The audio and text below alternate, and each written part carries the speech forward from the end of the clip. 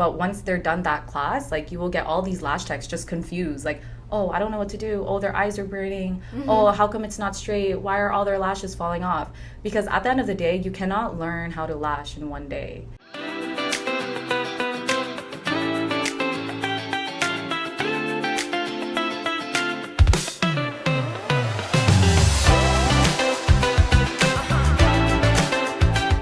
Hello, welcome to another episode of the Glam Gossip by LLBA Podcast. I'm your host, Puja, and we are a Canadian lash and beauty supply company. Our mission is to help you thrive and flourish in the beauty industry.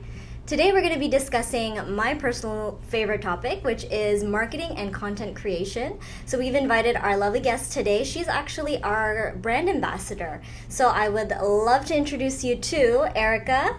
Hey guys, from I'm Erika. Lashxfantasy. And so welcome, Erika. Thank you. You're actually our brand, she's an LLBA brand ambassador. And why don't you tell us a little bit about yourself before we jump into our topic today? Yeah, of course. So my name is Erika. I'm 24. I'm in Mississauga. I'm not Mississauga. But yeah, I've been lashing since 2019. It's something that I enjoyed, and I started because my friend actually needed a model. So I was her lash model. She was just starting out. And I loved the whole experience. Even though I was the one getting my lashes done, I loved the idea how I was just able to talk to my lash tech. It was very comfortable, it was very soothing. And I was like, honestly, this is something that I think I can do too. Like, I think I can lash someone and talk to them too. And how long has it been now? Like 3-4 years later, I'm still doing it, and I love everything. Oh, wow. Actually, our trainer, Trinity, she got started in a similar way. I think she applied to be a model, and then she got, like, inspired by the person who was doing the lashes, and she thought to herself, oh, if you can make so much money doing this, and you're not even doing a good job, I could definitely do a better job. Oh my God, that's so funny. Yeah, same thing. Yeah, money's good. Is that, like, another thing that motivated you to get started? Because you don't do this full time, right? You have, this is, like, kind of like a side hustle for you. Exactly. I think just the type of person that I am, even when I was like back in university, I was always like involved in clubs. So when I graduated, I was just working full time, and I was looking for something to do. Like, you know, you're an adult, you can't really join clubs. So when I was a model, I was like, oh, this is like a perfect like club, like a side hustle, side gig, something to do afterwards, like kind of like a hobby, right? But this time I get paid. So it's nice. You know, I do work remote. I do have a day job, so I lash afterwards, and it fits in my schedule. So something that I really admire, something that's convenient, and something that I enjoy. Nice. That's pretty cool that you can fit it into your schedule so well. And how do you like balance? Is that you must have like a pretty hectic, busy life then? So work-life balance is obviously very important. Like I said, I am very lucky that my day job is remote. And I do lash at home also, so that saves a lot of traveling time, as well as just, you know, the stress of like working 2 jobs at once sort of thing. But, you know, my day job is marketing, and in many ways, lashing also involves a lot of marketing. So I just feel like I'm just doing marketing throughout the whole day. And at the end of the day, you know, I don't think of it as like, oh, one job after another. It's one job, and then after I get to do something that I enjoy. Like relax, you know, and that's where the balance comes from. So our topic today is content creation, marketing, social media. What's your favorite aspect of social media? So I did go to school in business, and the reason why marketing was something that I enjoyed the most was because of the creativity in it. And I guess we can both say that social media is a lot of creativity, right? Coming from how you want to plan something, who you want to plan it to, how you make it. And that's why I love social media. Like, as you can tell, I'm a very go, do. And that's very much marketing. Like, you have to think about every step of the way. And I love it. And, you know, we're already on our phones all the time, you know, Instagram, YouTube, social media. And I feel like if you're into marketing, you can kind of like assess it, you can study it, and then learn how to incorporate it in your lash business to see it thrive. And, you know, again, we're already on our phones all the time. So it's like really easy to know what to do. Yeah, that's true. I think a lot of creative people are attracted to social media and especially content creation. I know that that's what I'm really passionate about specifically is content creation. So why don't you talk a little bit more about like what's your favorite aspect of what do you like most about like content creation specifically for social media? Yeah, so I guess I'll start off with Instagram Reels. I was always into, I guess, like video production and content, but I'm not the best at editing. I'm not going to lie, but I like making the videos. She's just being humble. No, your editing is really good. Thank you. But yeah, I think the reason why I have to try so hard in editing is because I'm like a planner. I can see the vision in my head. So when you have like a really strong vision, it's so much harder to put it out to present it to real life. And that's what I like about Instagram. I guess like I'll specifically choose a video, let's say, like prep a client with me or like lash with me, right? It's as easy as just, setting up your phone and just recording what you do. It doesn't really create a lot of extra work. Like I'm already going to lash someone. I already have a client. Might as well record myself doing it, right? And then after I'm done recording someone, maybe I'll go through some Instagram Reels. I see what's trending, I see what audio is trending, I see what type of layout is trending. And then, since I already have the footage, since I have like a blueprint on Instagram, I just combine the two and then I make a snazzy little caption and post it and cross my fingers and hope the best.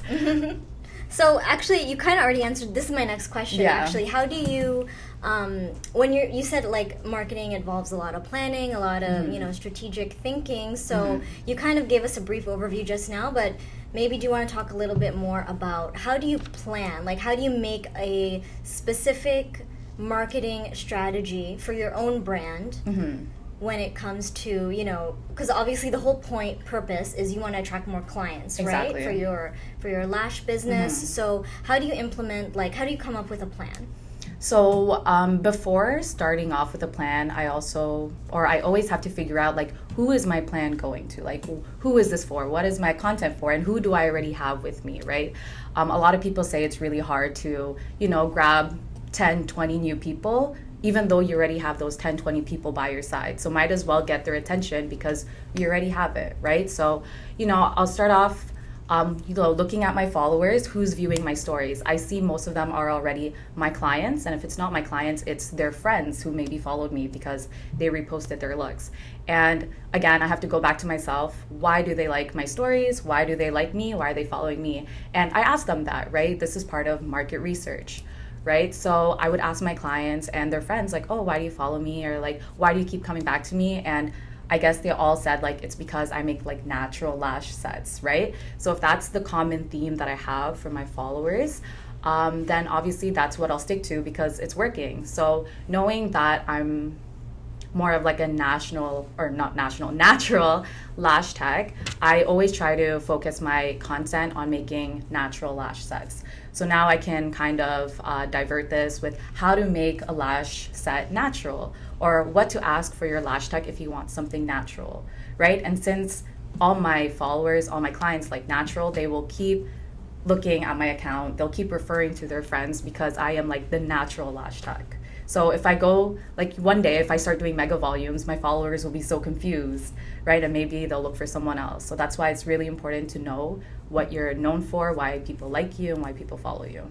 So just keeping that in mind. Exactly. Like just keeping in mind, like why you already have followers and why they like you. Like it's always going back to like just staying true to yourself, right? Like if you're doing what you enjoy and what you like, then nothing can go wrong from that.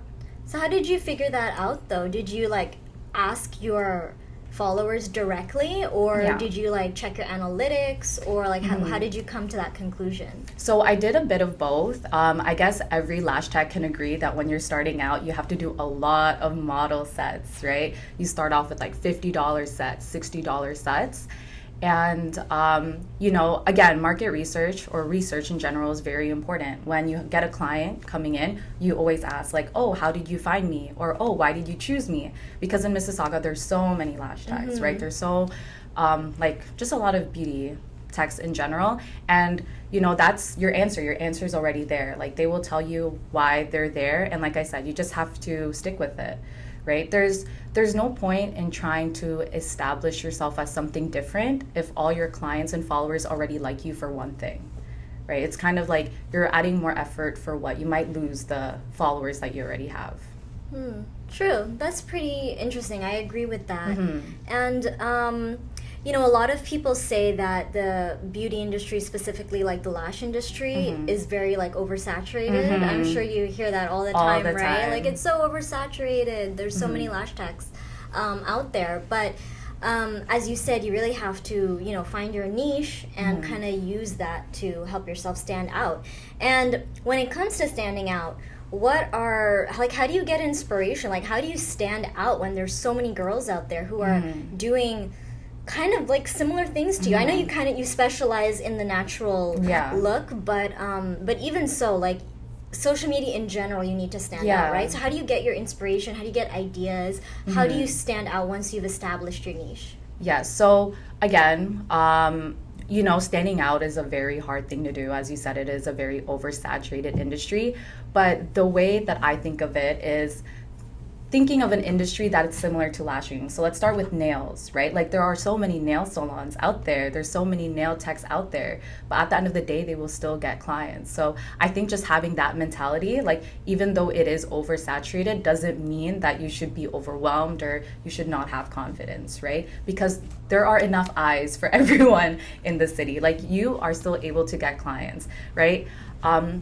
But sorry, what was the question again? I'm like, my question was like, how do you, where do you get stand your out? ideas Yes. to stand out? Yeah, so again, Ideas and inspiration. Yeah, so the industry is oversaturated, and you can look at the biggest lash techs in the area. So like LLBA yourself.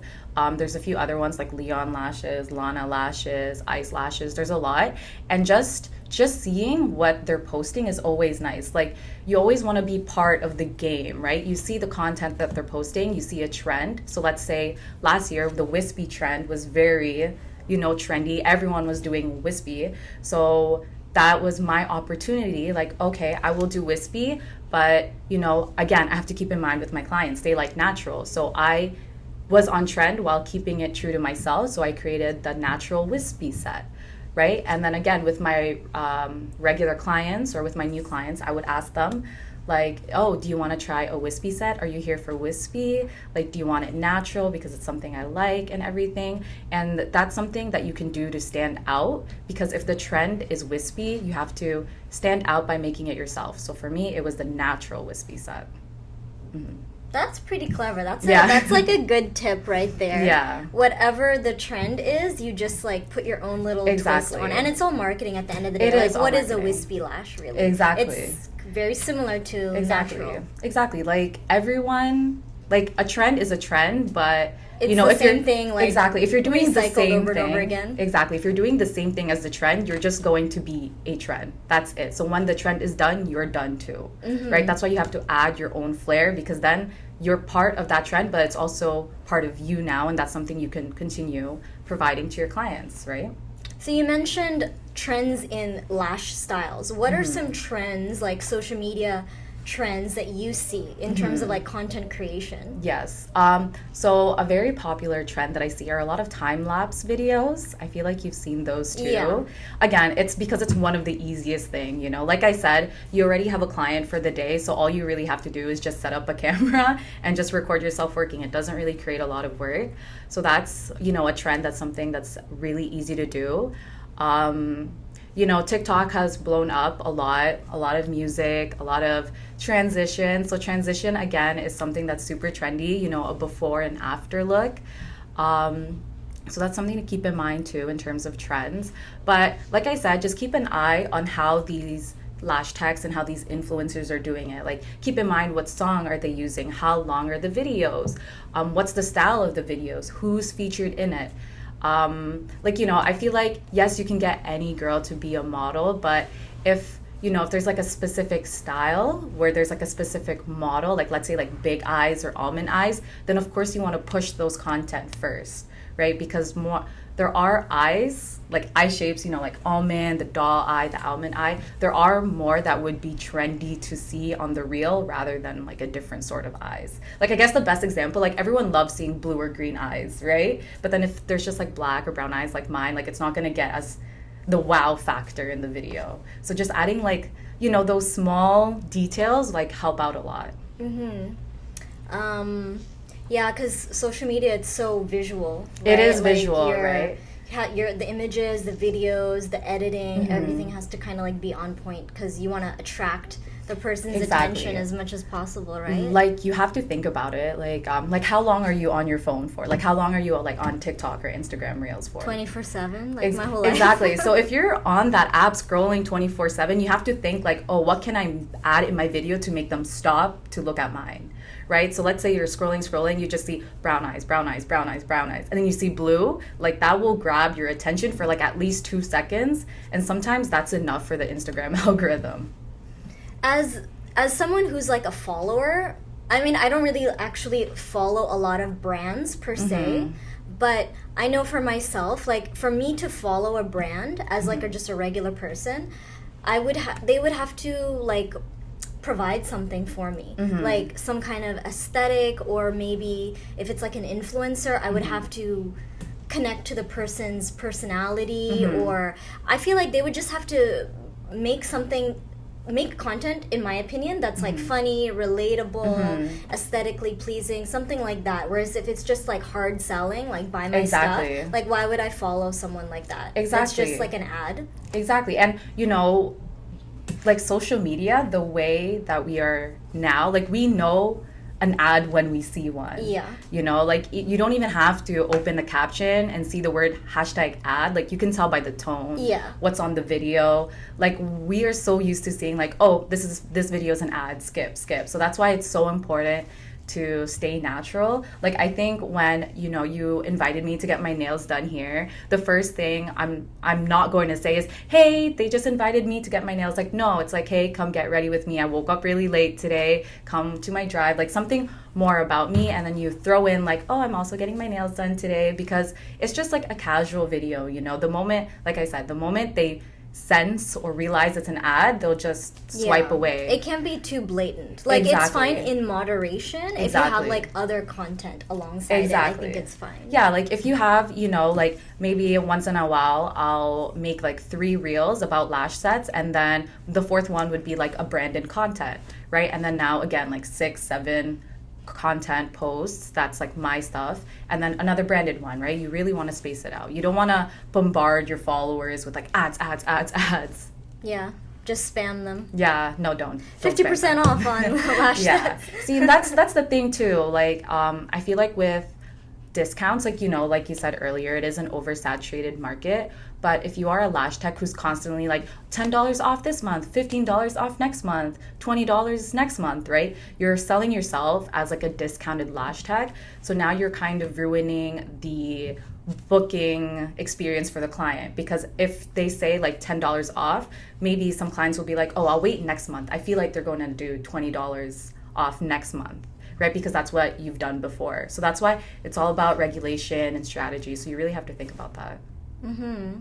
And going back to like the more technical aspects of content creation, what are some like, how do you do it basically, like technically speaking? Like you probably have like a smartphone, right? And what are some of like the tools and equipment that you have to like get really high quality images of videos for social media? And also, what are the apps that you use for things like editing, scheduling, and like there's a whole big production that comes with social media, right? Yes, so you are right. Social media does have a huge production, but that doesn't mean that you need high production like equipment, right? Because I don't want to expect like a lash tech, like no, you need the most expensive camera with the best lighting and the tripod and everything. Like at the end of the day, you have a phone, and sometimes that's enough, right? But, with the algorithm, it has to be a good quality phone. So with what I use, I think I have like the iPhone 14 Pro.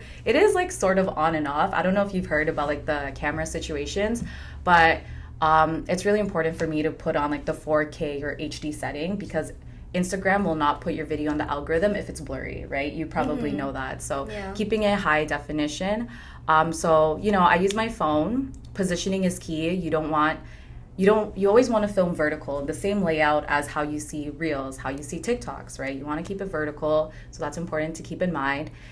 So I'll record everything, make sure that it's in great quality, and then I edit. So I don't know if you've seen, but now on Instagram, they actually changed their algorithm where if you're editing on a different app and then you re-download it on Instagram, it's going to push you down. So it's not going to put your video on the algorithm as favorable as if you were to edit it on the app. So that's why Instagram, they added like a bunch of editing tools. But anyways, before that though, I did use CapCut a lot. CapCut is a free app, so that's pretty good.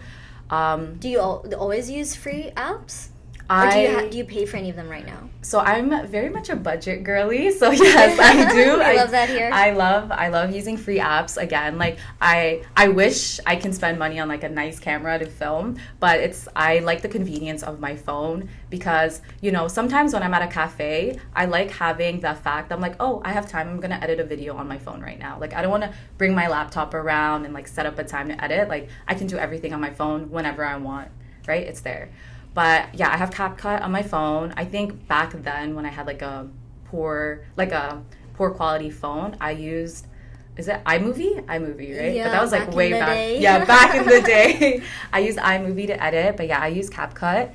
And then, I would cut everything. The first thing, again, sorry to go back, is finding an audio that is trending, right? So again, have like a good scroll of like the reels that you see, save a video, screen record it, and then add it on CapCut so you can time the transitions nicely, and then you re-download it on Instagram. But that was before the whole algorithm changed. So now on Instagram, you're lucky because if you see a reel that you like, you can actually just copy the template, and all you have to do is like insert the videos that you've used.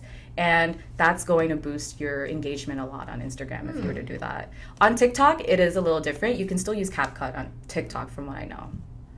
But I noticed the quality, it seems like it's reduced a little bit on TikTok. It is TikTok reduced a little. If you import from another app. Exactly. So that's what they want, right? Because the moment you get out of their app to edit, they're losing money. Like they're losing their attention span. So it's kind of like a give and take, It's like, okay, you can post on our platform, but since you're editing somewhere else, we're not going to give you the best quality that there is out there. So just learning how to work with the apps that are provided. So, it is hard to get used to TikTok and how to edit on it. But if you take practice 2 or 3 videos every week, it gets easier and easier. There's a lot of tutorials online on how to edit on TikTok, how to edit on Instagram, how to edit on YouTube. And that's something that people should take the initiative if you want to thrive. You do have to learn and push yourself if you want to do well in life. And where did you learn those little tips? How do you stay up to date? Because we know, the algorithm, right, is always changing on Instagram, constantly. So how do you, keep up with that while being a lash artist, and also you have your other job as well? I know it's kind of related to marketing, so is that kind of where you pick up these things here and there? Or do you actually have to go out and actively research? Because they don't always tell you when they change their algorithm.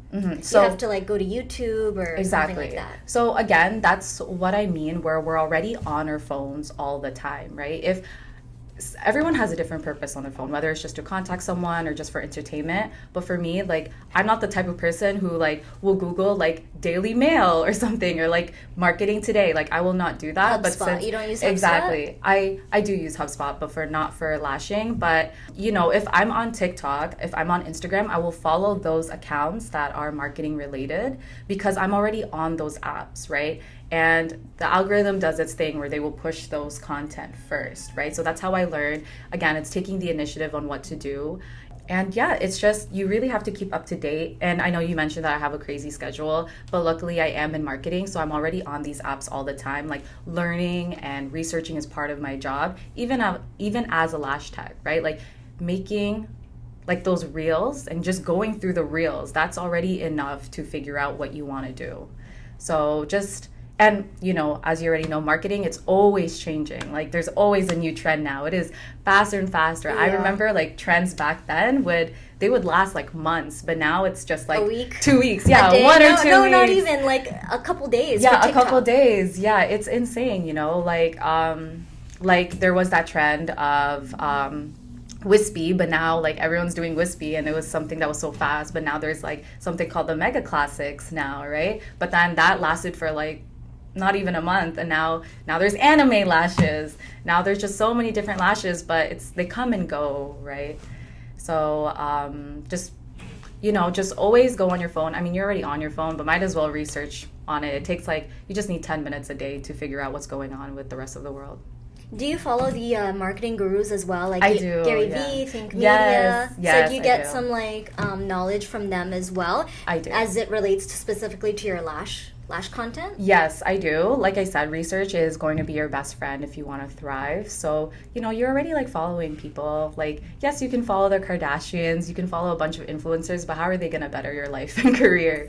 True, right? Like very true. You can follow them to see like, oh, that's what's trending. Like, I think you remember the Kylie lash set was trending too, right? So, since you already follow the Kardashians, like, why don't you look through Kylie Jenner's pictures and see like what is it that her lashes look so good? Why is it that people like it, right? But yeah, I think so. If you follow those marketing gurus regularly, you know how they emphasize like consistency, right? Consistency is key. How often would you recommend like a lash artist? Let's say she does it maybe like part-time as a side hustle. How often, or even full-time, how often do you think they should be consistent with their content? How often should they post? So consistency is important, but just because you're posting every day doesn't mean you're going to blow up, right? It's all about consistency and quality. Exactly. So, if you're posting a video every day, it's not going to be the same as posting 3 or 4 really good content for a week, right? Like if you're posting to post, it's really not going to get you anywhere. That's just a video, and you're kind of just submerging yourself in content, and Instagram will know that you're just pushing content for content, but it's not going to be in the algorithm, right? Whereas if you post like I said, if you post 3 or 4 good videos every week and they are trending every time, then when you post that 5th video, then you have a higher chance of it trending because Instagram already knows that your videos have high engagement. Right. Nice. These are some good tips. Yes. Thank you. Yes. So that's why it's always quality. Sorry. Oh, no, go ahead. No, that's it. Quality over quantity. Yes, always. And what are some ideas, like video ideas, content ideas? For example, day in the life of a lash tech, or follow me around as I lash this person. I don't know. What are some good ideas?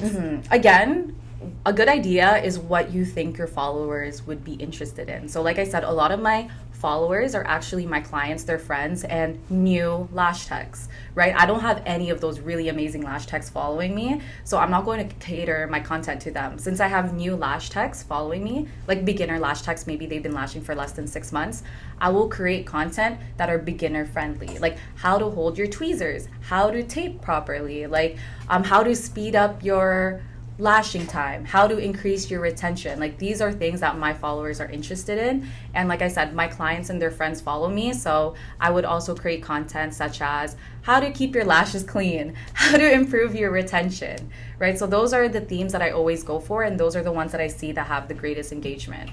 So if those videos are already doing really well, why do I need to make something completely different if I don't know how that's going to go? Like, why don't I just keep it the same because it's already working well? So that's, again, going back to the first question, it's all about just staying true to yourself and what you know you're good at. So for you kind of have a 2 different audiences, would you say? You have one audience is other lash techs, another audience is clients. So they actually they would be interested in kind of similar but different content. One would be interested in technical aspects, the other would be interested in, maintenance, aftercare, and also to see follow you as an influencer, your everyday life. Exactly. And again, I'm lucky that with my clients, they're very interested in what I do. I've created like a really good relationship with all of them. So even though they have no idea what lashing is, they will come to my appointment and they will mention a few things that I created. Like, oh, I didn't know it was like that when you lash. I didn't know that was your POV, right? But they're interested in it. And now every time I make a post, they will watch it because it's something they enjoy. Like, they don't have to be a lash tech to watch it, but it's something they enjoy. It's entertainment for them, it's social media.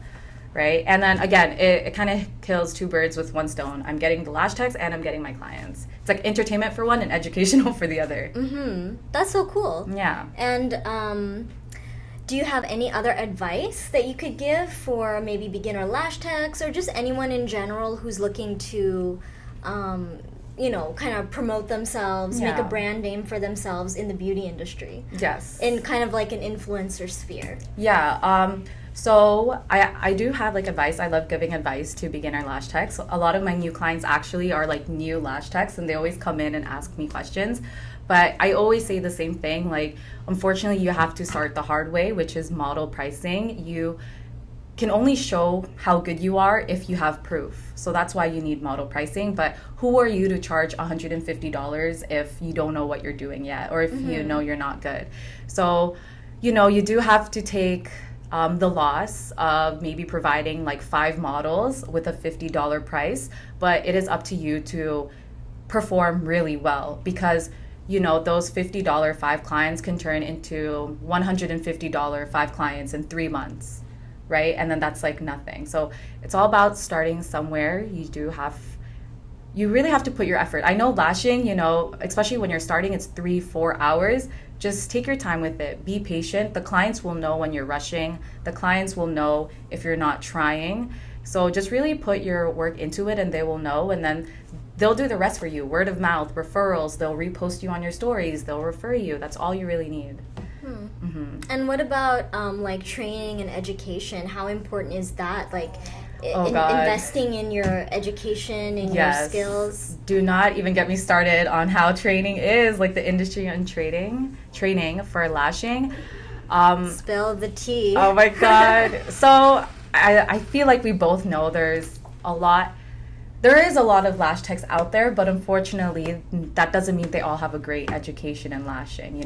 As you mentioned earlier, like the lashing industry, it is a money industry. Like you can make a lot of good money whether it's lashing or teaching, and some people will take advantage of that. A lot of instructors will take advantage that they can charge like $1,500 to $2,500 to just teach someone for 6 hours, and they will just train you on the basics. But once they're done that class, like you will get all these lash techs just confused, like, oh, I don't know what to do. Oh, their eyes are burning. Oh, how come it's not straight? Why are all their lashes falling off? Because at the end of the day, you cannot learn how to lash in one day. No, it takes time. I'm not a lash artist, but even I know that because like the human eye, it's so complex and everyone's eyes are different. Exactly. So like you really have to learn through trial and error, I think. You do. To pick up like all the tips and tricks. Exactly. And like in your education, like it's very extensive. I've seen it. Like you make sure that you go through everything from end to beginning, from prep to aftercare, which is really important. And you have more than like 1 day classes, right? You don't have just like a 1 day lash training class, unless you do. LLBA? Yeah, if you do, cut this part off. No, I think we have, maybe my producer can help us out here. We have 2 day training, but it's intensive training. Exactly. And it's, we provide ongoing support as well. It's not just like, okay, watch me lash for like a couple hours and then you're off on your own. Like we kind of help coach the students and we provide ongoing support, help them build their portfolio, kind of help them get started, troubleshooting. Like our trainers are always available if our students have questions. So I think our training is pretty good actually. It's not like super in-depth like university hardcore level training because it is just like a very technical skill. It's like a trade skill. So but I think it's pretty good, Yeah. And we don't offer everything in 2 days. It's like 2 day intensive training, but it's like on one specific thing. Exactly. Like just lash lift or just classic, something like that. Exactly. No, and that's good. And we provide the models. We don't provide the models, but we allow you to do it on models. Exactly. Yes. So that's important. You know, you always want to look for an education, and it's good that LLBA has that, where there's ongoing mentorship, there's ongoing support, because like I said, you cannot learn anything in 1 or 2 days. And that goes to like anything in life. Like one day I can't just say like, okay, I want to be like the best dunker in the world, so I'm just going to dunk for like 2 days. No, I need to keep practicing, right? I need mentorship. And it goes the same thing with lashing. So that's why like your education is really good. Like you should provide. Yeah. I mean, even in 2 days, you're not going to be a master. Exactly. You still have to But the thing is, it's like intensive training, right? Like you have, you know, you try to teach your students the most that you can in 2 days. And if they don't, you check up on them. And that's like the best thing you can do as an instructor. Right on. Well, kind of got off topic, but that's okay. I think we covered like a lot of things about marketing and content creation and kind of, you know, my favorite topics. Yeah. Content creation, social media. Exactly. At the end of the day, you know, if you are putting out work that you're very passionate about what you do and you're trying really hard and you enjoy it, it will show on your profile. It will show to your clients that this is something serious to you, and you know that's how you create a trusting relationship with them. If you take a client and you're just like, hey, lay down, do you like it? Okay, bye, next time. Like it's so like not personal. I guess well, it depends. Like, I guess I'm just lucky. A lot of my clients, like, they're very personal with me. They really enjoy my work. That's why they come back. But, you know, if you treat it like a job, you're going to hate it, and it's going to reflect on your work. And that's something you really want to avoid all times, because lashing can get exhausting. Like, imagine lashing 5-6 clients a day. It's like back to back. Like, you will get tired, and then your work will wear off, and your clients will see that. So that's why consistency is key. Quality is key. You know, just making sure that you're always trying your best when you're doing work. And, you know, it's okay to have those off days. If you don't feel like lashing, then don't lash them, you know, because you can lose a client and you're ruining your reputation, and that's something that's not worth it. And just have fun, right? Like, exactly. Content creation, social media, it's fun. And as you said, you're already lashing, your phone is already there, so why not just, you know, hit record? Yeah. If they want to be exactly. recorded. Like, everything is fun, you know. Instagram is fun, your phone is fun. Just make everything fun, you know. Just... You can be serious, but in a fun way. Agreed. So if you want to follow Erika on social media, her IG is Lashxfantasy. It will be linked in the description. And thank you so much, Erika, for joining us today. We really loved having you here. Oh, thank you for having me. And you have so much, you know, interesting stuff to talk about. Oh, I'm glad. I hope so. No, we had a lot of fun. And thank you so much for watching. And don't forget, we have the best lash and beauty supplies at LLBAprofessional.com. And also follow us on our social media platforms. We're very active on Instagram, and we have an awesome YouTube channel as well. So thank you so much for watching. Until next time, bye!